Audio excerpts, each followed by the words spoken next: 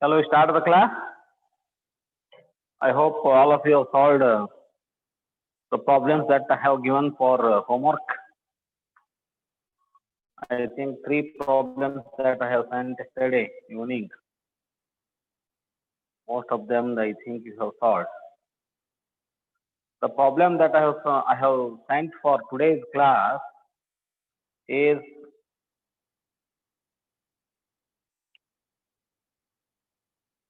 the following is the balance sheet of M and N.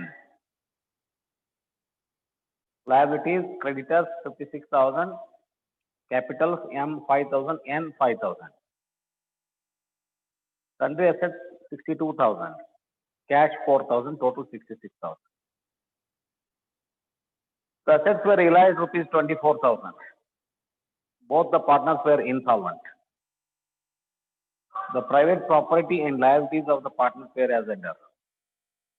Mr. M has private property of 10,000, but he has at the same time private liability of 12,000. Mr. N has private property of 4,000, but he has a private property of rupees 3,000. It means from M's private estate, nothing can be recovered. Property is less than the liability. Whereas in case of N's case, in N, private property is 4,000, but his liability is 3,000. To the extent of 1,000, we can recover. There is a surplus in private property of Mr. N. Rupees 1,000 can be recovered from Mr. N.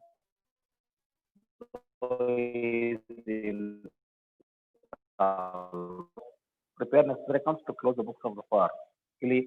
Ibru partners insolvent agidare. You have both the options. One is wherein creditors are passed through realization account. Another one is creditors have not passed through realization account.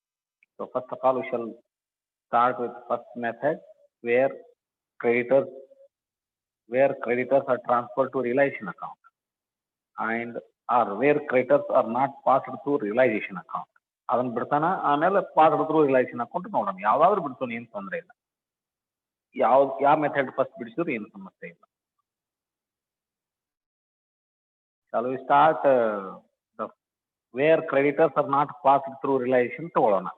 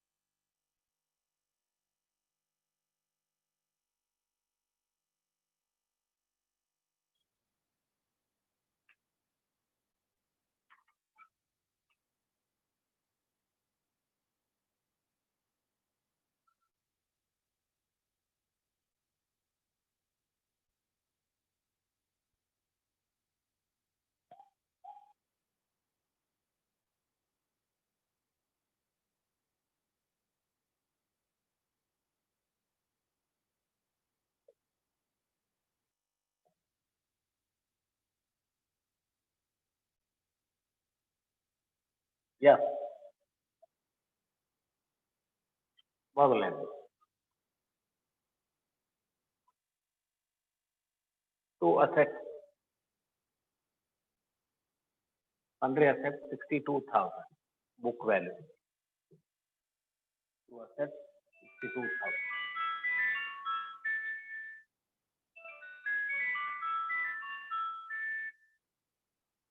Hello. Good evening. By cash realized. ಎಷ್ಟು assets realized ಆಗಿದೆ just ನೋಡಿ 24,000.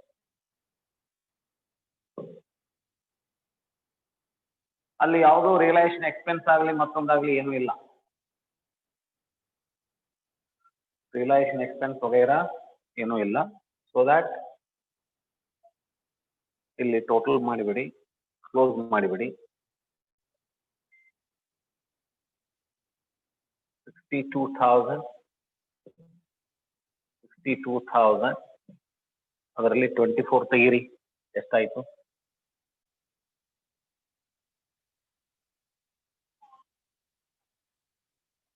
24 ತೆಗೀರಿ.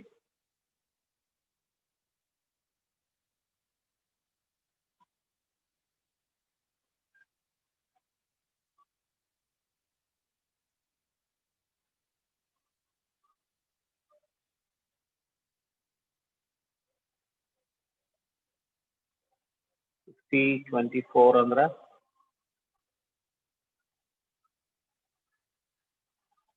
38 equal ಹಂಚ್ರಿ by M capital 19,000 by N capital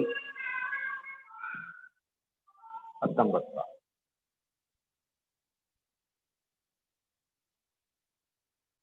by M capital 19,000, N capital 19,000. Profit sharing ratio is not given, that is why it is equal. Now come to capital account.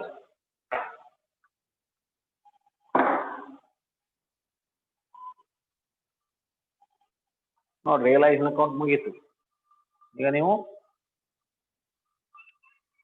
Partner capital account, Reliance ಅಕೌಂಟ್ನಾಗ 2 sundry asset 62,000 book value. ಇಲ್ಲಿ ನಾವು creditors ಅನ್ನ pass through ಮಾಡಿಲ್ಲ, ಇಲ್ಲಿ ಅಲ್ಲಿ payment ಮಾಡಲ್ಲ, Reliance expense ಇಲ್ಲ.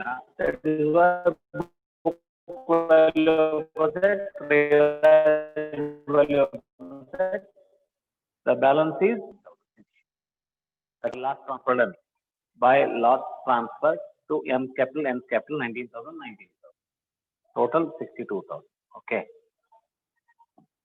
ಈಗ ಬರ್ರಿ ಇನ್ಸಾಲ್ವೆಂಟ್ ಪಾರ್ಟ್ನರ್ ಕ್ಯಾಪಿಟಲ್ ಅಕೌಂಟ್ ಅಥವಾ ಪಾರ್ಟ್ನರ್ ಕ್ಯಾಪಿಟಲ್ ಅಕೌಂಟ್. ಎಲ್ಲರೂ ಇನ್ಸಾಲ್ವೆಂಟ್ ಇದ್ದಾರೆ, ಏನು ಪರವಾಗಿಲ್ಲ.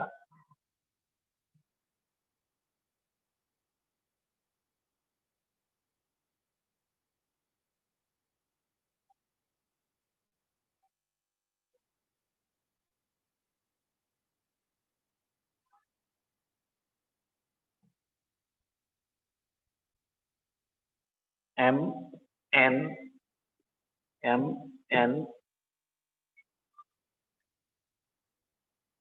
partner capital account, debtor, debit, credit. By balance brought down, particular ಆದ್ಮೇಲೆ by balance brought down.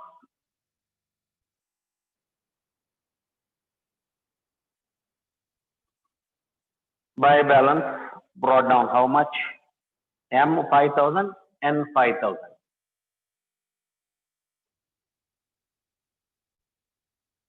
To realization account 19,000. ಇಬ್ರು ಇನ್ಸಾಲ್ವೆಂಟ್ ಇರೋದ್ರಿಂದ ರಿಲಯನ್ಸ್ ಲಾಸ್ ತರಕ್ ಆಗೋದಿಲ್ಲ. ಬಟ್ ಸರ್ಪ್ಲಸ್ ಫ್ರಮ್ ಎನ್ ಇದೆಯಲ್ಲ, by cash M dash N 1,000. N 1,000.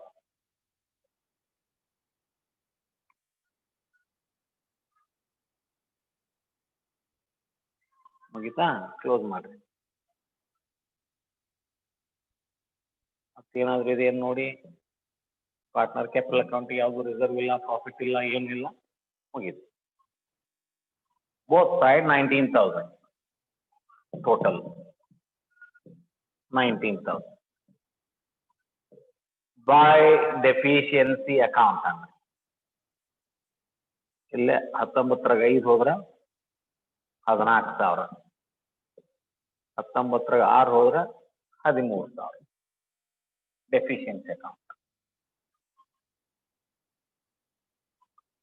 By deficiency. ನೋಡ್ರಿ ಇಲ್ಲಿ 14,000, ಇಲ್ಲಿ 13,000, 14 3 17 27,000 total deficiency ಇದೆ capital. Capital deficiency 27,000 total together M and N ಸೇರಿ. ಆದ್ರೆ ಅದರಲ್ಲಿ ಎಮ್ಗೆ 14,000, ಎನ್ಗೆ 13,000. ಯಾ shall we remove this? I'll remove this. ಈಗ ಏನ್ ಮಾಡ್ಬೇಕು, ಕ್ರೆಡಿಟರ್ಸ್ ಅಕೌಂಟ್ ಹಾಕಿ. Creditors account,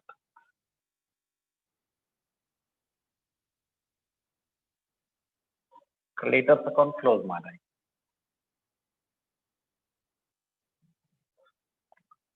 creditors account close ಮಾಡಿ.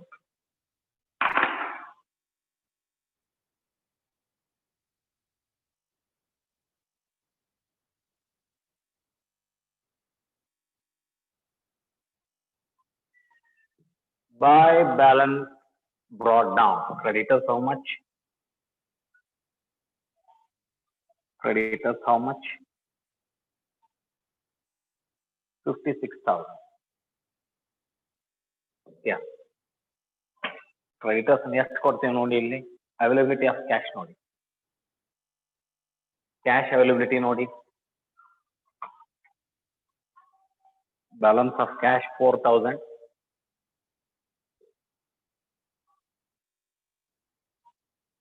ಕಾಣುವುದಿಲ್ಲ ಇದು, ಇಲ್ಲಿ ಬರ್ರಿ.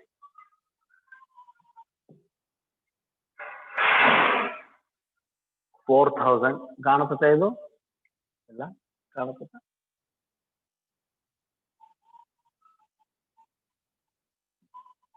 $4,000 balance of cash, availability of cash ನೋಡಿ. Assets realised 24,000. Ends private estate 1,000. Total cash ಇರೋದು ಟೋಟಲ್ ಎಷ್ಟು ಅದು ನೋಡ್ರಿ, 24 ಹೋಗಲ್ಲ ಇದು, 24.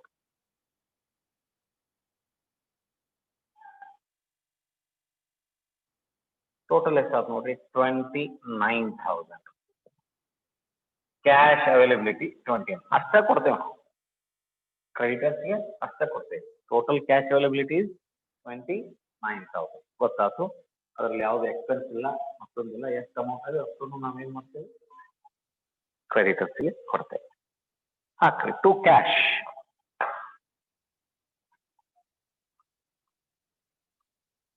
To cash 29,000.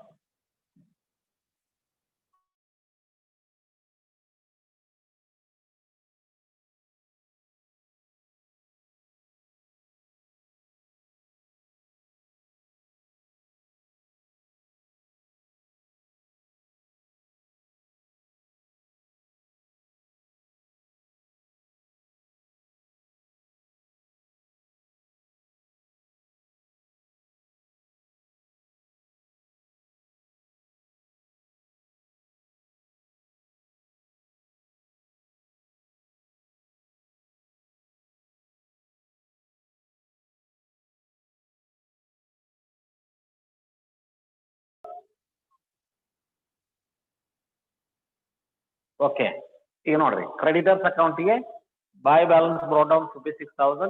To cash availability of cash is 29,000. So remaining 27,000 transfer to deficiency account. ನಮ್ಗೆ ಕ್ಯಾಪಿಟಲ್ ಅಕೌಂಟ್ ನಲ್ಲಿ ಡೆಫಿಷಿಯನ್ಸಿ ಎಷ್ಟು ಬಂದಿತ್ತು ನೋಡ್ರಿ, 27 ಬಂದಿತ್ತು. ಅವ್ನು 14,000, ಒಂದು 13,000, 27,000 ಅಲ್ಲಿತ್ತು. ಇಲ್ಲಿ 27,000 ಯಾರಿಂದ ಕಡಿಮೆ ಬಿತ್ತು, ಎಮ್ದಿಂದ 14,000 ಕಡಿಮೆ ಬಿತ್ತು, ಎನ್ದಿಂದ 13,000 ಕಡಿಮೆ ಬಿದ್ದಿತ್ತು. ಅದು ಟೋಟಲ್ 27,000 ಯಾರಿಗೆ ಕಡೆ ಖರ್ಚು ಕೊಡ್ತು, it has affected adversely to whom? Creditor. The total capital deficiency of M927,000 has been affected to creditors to the extent of 27. Out of 27,000, 14,000 was deficiency of Mr. M, 13,000 was deficiency of Mr. M. Since both are insolvent, they cannot bring in their capital deficiency. That ultimately affects the creditor. Okay. Now, deficiency account ಬರೀ ಅಥವಾ cash account ಎರಡೇ entry ಬರ್ತಾವ ನೋಡ್ರಿ. Cash account ಎರಡೇ entry ಏನ್ ಬರ್ತಾವ ನೋಡ್ರಿ, to balance brought down availability of cash ಮಾಡ್ಯಾವಲ್ಲ, ಅದೇ ಟು ಬ್ಯಾಲೆನ್ಸ್ ಬ್ರಾಟ್ ಡೌನ್ ಎಷ್ಟಿದೆ 4,000. To realisation account 24,000. To N capital 1,000. Total ಎಷ್ಟಾತ್ ನೋಡ್ರಿ 29. ಬೈ ಕ್ರೆಡಿಟರ್ ಕ್ಯಾಶ್ ಅಕೌಂಟ್ ಇಷ್ಟು ಗೊತ್ತಾಯ್ತಾ, 29. ಡೆಫಿಷಿಯನ್ಸಿ ಅಕೌಂಟ್ ಬಂದು ಡೆಫಿಷಿಯನ್ಸಿ ಅಕೌಂಟ್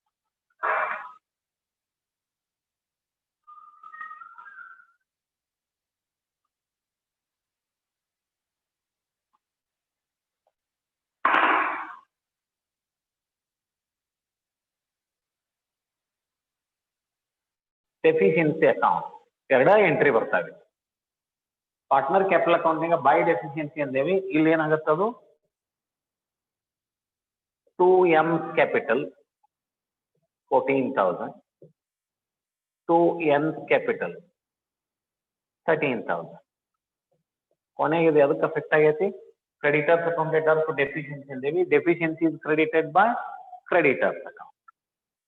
ಎಷ್ಟದು 27,000 total. So account is close. 27,027. Cash account ನೋಡ್ರಿ, ಆಗಲೇ ಬಾಯಲ್ಲಿ ಹೇಳಿದ್ದೆ, ಬರ್ಕೊಂಡ್ಬಿಡ್ರಿ. Cash account to balance brought down 4,000. To realization account 24,000. To N capital private estate 1,000. By creditors 29,000. Yes, it was quarterly. So your cash account is closed. 29,000. 29,000. Deficiency account close ಆಯ್ತು. M capital 14,000, N capital 13,000. By creditors 20. ಅಂದ್ರೆ ಇದರರ್ಥ ಏನು, ಎಷ್ಟು ಕೊರತೆ ಬಿತ್ತಪ್ಪ, 27,000. ಅದು ಯಾರಿಗೆ ಹೊಟ್ಟ ಕುಂತು, is affected on creditors. Creditors were paid less 27,000. So why they have paid less 27,000? Because there was a deficiency in M capital account 14,000.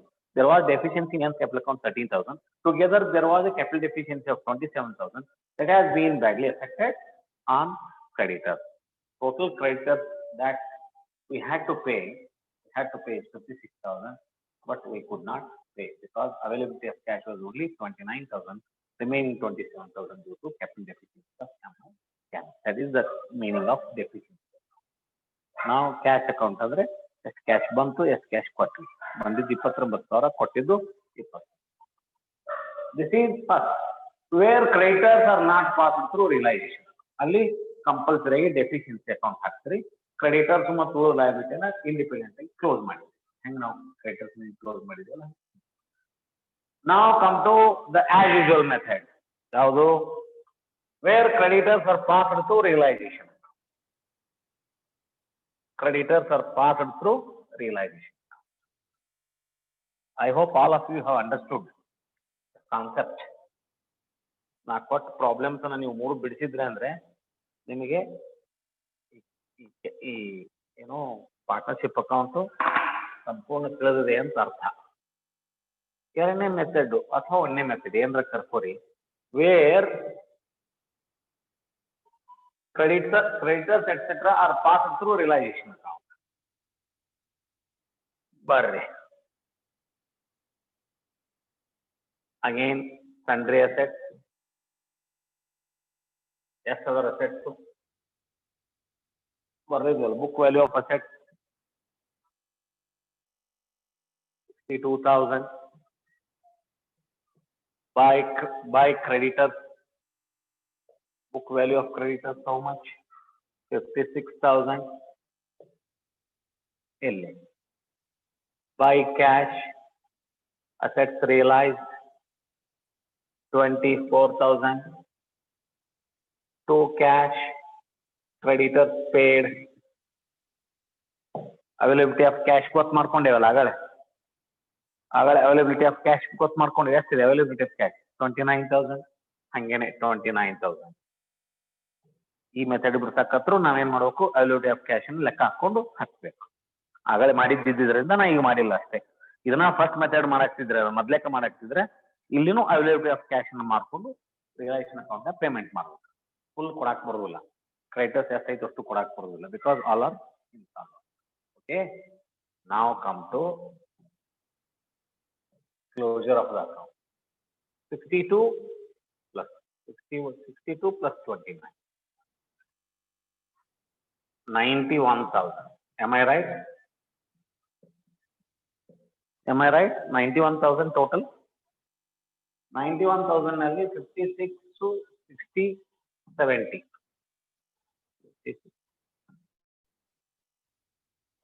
ಎಷ್ಟಾತ್ ನೋಡ್ರಿ, by loss transfer. M's capital. N's capital.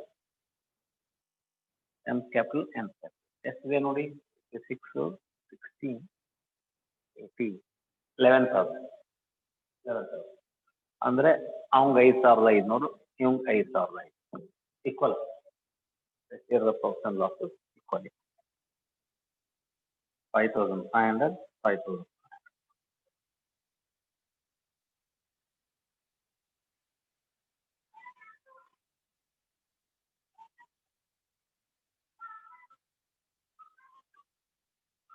Now, partners capital account. ಇದನ್ನ ಮಾಡಿದ್ರೆ ಈಗ realisation account ನೋಡ್ರೆ ಆಗಲೇ account ತೆಗೆದಕ್ಕೆ ಏನ್ difference ಆಯ್ತು? ಆಗಲೇ creditors ಹಚ್ಚಿದ್ದಿಲ್ಲ, book value payment ಮಾಡಿದ್ದಿಲ್ಲ. ಇಲ್ಲಿ ಬುಕ್ ವ್ಯಾಲ್ಯೂ ಹಚ್ಚೇವಿ, ಪೇಮೆಂಟ್ ಮಾಡೇವಿ. ಹೆಂಗ್ ಪೇಮೆಂಟ್ ಮಾಡೇವಿ? ಅವೈಲಬಿಲಿಟಿ ಆಫ್ ಕ್ಯಾಶ್ ಅನ್ನು ನೋಡ್ಕೊಂಡು ಪೇಮೆಂಟ್ ಮಾಡೇವಿ. ಇಷ್ಟು ನೀವು ನಾವಾಯ್ತು ಕಾಲೇಜ್ ಒಮ್ಮೆ ನೇರವಾಗಿ 56 ಅಷ್ಟು ಇನ್ಸಾಲ್ವ್ ಅಂತಾರೆ. Shall I go for next? ಈಗ ಬರ್ರಿ ಪಾರ್ಟ್ನರ್ಸ್ ಕ್ಯಾಪಿಟಲ್ ಅಕೌಂಟಿಗೆ ಬರ್ರಿ. Now you come to partners capital account.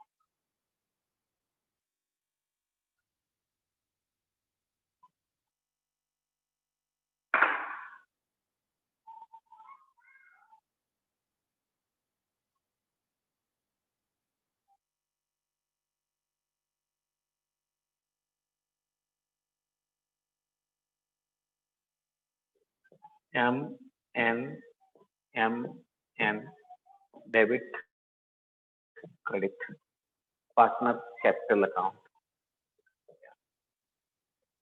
particular by balance brought down. Our capital assets ಇದೆ ನೋಡಿ 5,000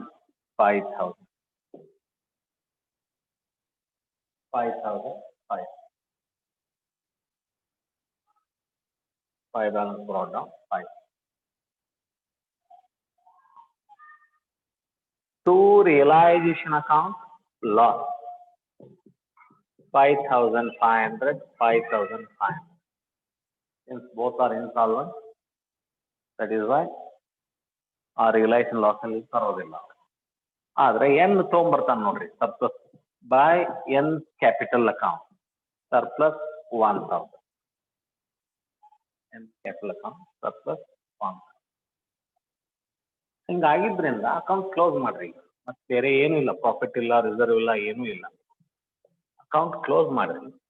ಕ್ಲೋಸ್ ಮಾಡುವಾಗ ಎನ್ ಕ್ಯಾಪಿಟಲ್ ನೋಡಿ 6,000 ಬ್ಯಾಲೆನ್ಸ್ ಹೋಗ್ತದೆ. ಬಟ್ ನೆಗೆಟಿವ್ 5,500 ಇದೆ. ನೆಗೆಟಿವ್ 5,500 ಅಂದ್ರೆ ಒಂದು ಸರ್ಪ್ಲಸ್ ಇದೆ. ಬಟ್ ಎಮ್ ಅಂದ್ ಏನಾಗಿದೆ ನೋಡಿ, ನೆಗೆಟಿವ್ 5,500 ಇದೆ.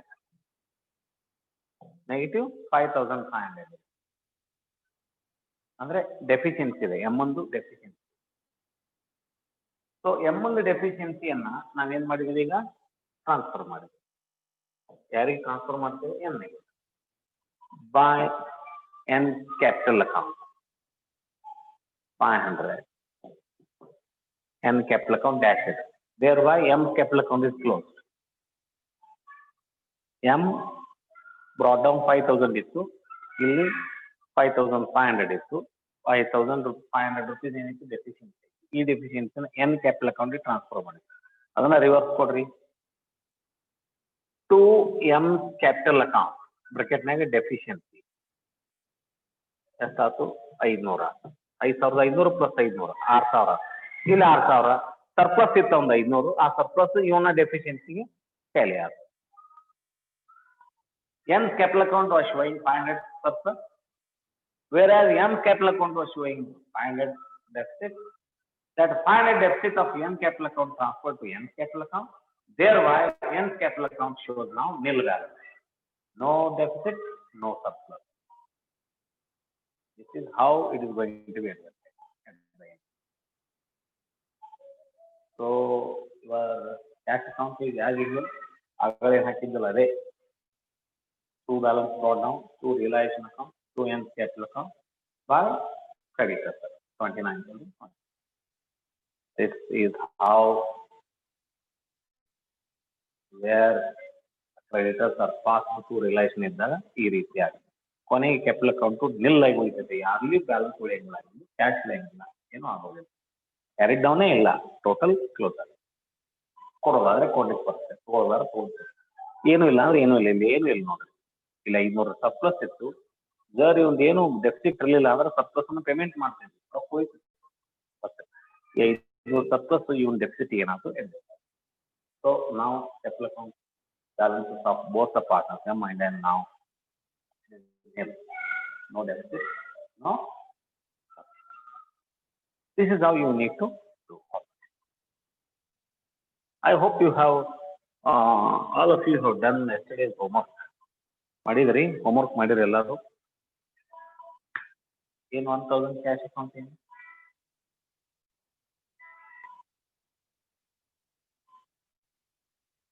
ಇದಾ? ಬರ್ರಿ by cash 1,000. By cash 1,000. N has brought in the cash. Okay. Is it okay now? Perfect ಆಗಿರಿ ಎಲ್ಲರೂ? ಏನು ಕನ್ಫ್ಯೂಷನ್ ಉಳಿದಿಲ್ಲ? ಏನು ಕನ್ಫ್ಯೂಷನ್ ಉಳಿದಿಲ್ಲ ಈಗ? I think no confusions are left. Detail ಆಗಿದೆ ಎಲ್ಲ, ಅಗ್ರಿ ಹೌದಲ್ಲ? ಬೇಕಾದಂತ ಪ್ರಾಬ್ಲಮ್ ಬಂದ್ರೆ ಬಿಡಿಸ್ತೀರಿ ಅಲ್ವಾ? Any kind of problems on this that you are in a position to solve the problem. Partnership ಹೆಂಗ್ ಈಸಿ ಅನ್ನಿಸ್ತಾ? half of the unit, half of the partnership firm ಮುಗೀತು ಈಗ. ಅಂದ್ರೆ ಇನ್ಸಾಲ್ವೆನ್ಸಿ ಪೋರ್ಷನ್ ಇತ್ತಲ್ಲ ಅದ್ ಮುಗೀತು, ಇನ್ನು ಪೀಸ್ ಮಿಲ್ ಡಿಸ್ಟ್ರಿಬ್ಯೂಷನ್ ಇದೆ, ಅದ್ ಮುಂದೆ ನೋಡೋಣ. ಇದು ಇನ್ನೂ 2-3 ದಿವಸ ಹೋಗ್ಲಿ ಇದು. ಇನ್ನೂ ನಿಮಗೆ ಪರ್ಫೆಕ್ಷನ್ ಬರಲಿ. ಇನ್ನು ಬರೇ ಹೋಮ್ವರ್ಕ್ ಹೆಚ್ಚಿಗೆ ಕೊಡ್ತೇನೆ, ಇವತ್ತೊಂದು 2-3 ಪ್ರಾಬ್ಲಮ್ ಕಳಿಸ್ತೇನೆ, ಹೋಮ್ವರ್ಕ್ ಮಾಡಿ. ನಾನು ಕ್ಲಾಸ್ನಲ್ಲಿ ಒಂದು ಪ್ರಾಬ್ಲಮ್ ಬಿಡಿಸ್ತೇನೆ, how to find all partners insolvent. ಕೊಡ್ತಾರಲ್ಲ ಅವರು, ಪ್ರೈವೇಟ್ ಎಸ್ಟೇಟ್ ಕೊಟ್ಟಿದ್ರಲ್ಲ ಈಗ, ಪ್ರೈವೇಟ್ ಎಸ್ಟೇಟು, ಆ ಪ್ರೈವೇಟ್ ಎಸ್ಟೇಟ್ನಾಗ ಗೊತ್ತಾಗತ್ತೆ ನಿಮ್ಗೆ ಏನಂತ. ಲಯಬಿಲಿಟಿ ಹೆಚ್ಚಿದ್ದು, ಪ್ರೈವೇಟ್ ಪ್ರಾಪರ್ಟಿ ಕಡಿಮೆ ಇತ್ತಂದ್ರೆ ಇನ್ಸಾಲ್ವೆಂಟು, ಅಥವಾ ಬಾಯ್ಬಿಟ್ಟು ಹೇಳಿರ್ತಾರೆ ಅವರು, all partners have become insolvent ಅಂತ ಹೇಳ್ತಾರೆ. ಅಥವಾ ಒಬ್ಬನೇ ಸಾಲ್ವೆಂಟ್, ಉಳಿದವರೆಲ್ಲ ಇನ್ಸಾಲ್ವೆಂಟ್ ಅಂತಾರೆ. ಅಥವಾ ಒಬ್ಬನೇ ಇನ್ಸಾಲ್ವೆಂಟ್, ಇನ್ನು ಉಳಿದವರು ಸಾಲ್ವೆಂಟ್ ಅಂತ ಹೇಳ್ತಾರೆ. ಎಲ್ಲರೂ ಇನ್ಸಾಲ್ವೆಂಟ್ ಇದ್ದಿದ್ದು unfortunately all have become insolvent ಅಂತ ಹೇಳ್ತಾರೆ. ಇಲ್ಲಾಂದ್ರೆ ಇಂಡೈರೆಕ್ಟ್ಲಿ ಕೊಟ್ಟಿರ್ತಾರೆ ಅವ್ರು private property then private liability ಕೊಟ್ಟಿರ್ತಾರೆ, ಅದ್ರ ಮೇಲೆ ಅರ್ಥ ಮಾಡ್ತಾರೆ. ಈ ಪ್ರಾಬ್ಲಮ್ ನಲ್ಲಿ ಪ್ರೈವೇಟ್ ಪ್ರಾಪರ್ಟಿ, ಪ್ರೈವೇಟ್ ಲಯಬಿಲಿಟಿ ಕೊಟ್ಟಿದ್ರು ನೋಡ್ರಿ. ಹಂಗೆ ನೀವು ಪ್ರಾಬ್ಲಮ್ ನೋಡಿದ್ರೆ ಗೊತ್ತಾಗತ್ತೆ, ಏನು ತೊಂದರೆ ಇಲ್ಲ. It is not A matter, it is not A ಏನು ಡಿಫಿಕಲ್ಟ್ ಆಗ್ಬೋದಾ? ಸ್ವಲ್ಪ ಹೋಮ್ವರ್ಕ್ ಮಾಡ್ತೀರಿ, ಇನ್ನೊಂದು ಇವತ್ತು ಕೊಟ್ಟರೆ ಮಾಡ್ತೀರಿ ಮನೆಯಲ್ಲಿ, ಚೆನ್ನಾಗಿ ಕುಂತು ಮಾಡಿ ಹೋಮ್ವರ್ಕ್, ಆಗ್ಬೋದಲ್ಲ? ಮಾಡ್ತೀರಿ ನಿನ್ನೆ ಎಲ್ಲ ಪ್ರಾಬ್ಲಮ್ ಬಿಡ್ತೀರಿ ಎಲ್ಲರೂ? Good good good good. ಇನ್ನೊಂದು 2-3 ಡೇಸು ಇದ್ರ ಮೇಲೆ ಹಾಗೆ ಹೋಗೋಣ. ಏನು ಕೊಟ್ಟ ಪ್ರಾಬ್ಲಮ್ನ ಎಲ್ಲರೂ ಮಾಡಿ, ಹೋಮ್ವರ್ಕ್ ಅನ್ನ ಕೊಟ್ಟ ಪ್ರಾಬ್ಲಮ್ ಅನ್ನ ಯಾರು ಬೇಸರ ಮಾಡ್ಕೊಂಡು ಬಿಡ್ಲಿಕ್ಕೆ ಹೋಗ್ಬೇಡಿ, ಎಲ್ಲರೂ ಪ್ರಾಬ್ಲಮ್ಸ್ ಬಿಡಿಸ್ರಿ. 2 ದಿವಸ ಇದನ್ನ ಮಾಡಿ ನಂತರ ಪೀಸ್ ಮಿಲ್ ಡಿಸ್ಟ್ರಿಬ್ಯೂಷನ್ ಹೋಗೋಣ. ಒನ್ ಮೋರ್ ಅಗದಿ challenging and interesting topic, piecemeal distribution of cash. ಇದನ್ನು ಮೊದಲು ಪರ್ಫೆಕ್ಟ್ ಆಗ್ರಿ, ಅದ್ರ ಬಗ್ಗೆ ತಲೆ ಕೆಡಿಸ್ಕೋಬೇಡಿ. ಫಸ್ಟ್ ಇದು ಪರ್ಫೆಕ್ಟ್ ಆಗಿ, ಇದಾದ ನಂತರ ಸಾಕಿದು ಸ್ಯಾಟಿಸ್ಫ್ಯಾಕ್ಷನ್ ಆಗಿ ಸಾಕಿನ್ನ ಇದ್ರ ಮೇಲೆ ಏನು ನಮಗೆ ಅವಶ್ಯಕತೆ ಇಲ್ಲ ಅಂದಮೇಲೆ ಮುಂದೆ ಹೋಗೋಣ. ಅಲ್ಲಿವರೆಗೆ ಏನು ನೋ ಹರಿ, ನೋ ವರಿ. ಅವಸರ ಮಾಡೋದು ಬೇಡ, ಚಿಂತೆ ಮಾಡೋದು ಬೇಡ, ಆರಾಮ್ ಹೋಗ್ತಾ ಇದೆ class. Okay, shall we conclude the class, today's class? Okay, see you tomorrow at 9 o'clock morning or evening? Tomorrow at what time? Morning or evening? Morning?